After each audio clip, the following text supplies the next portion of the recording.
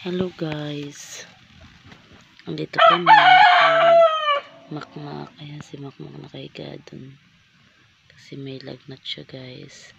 Uso karon ang lagnat guys, tapos naatol pa dyan patay paralit og kanang kuan guys, kanang medisina ba lisod ganin may magkasakit niya, maatol niya watay kwarta ba. Usaon na lang nika guys,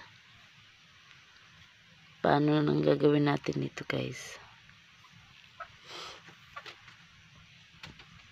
Ipakita ko sa inyo guys yung late upload ng birthday ng anak ko guys. Tapos na yung birthday niya guys, nilagnat siya kahapon, pitsa 4 gahapon guys, gilantan siya guys. Di mo lang yung birthday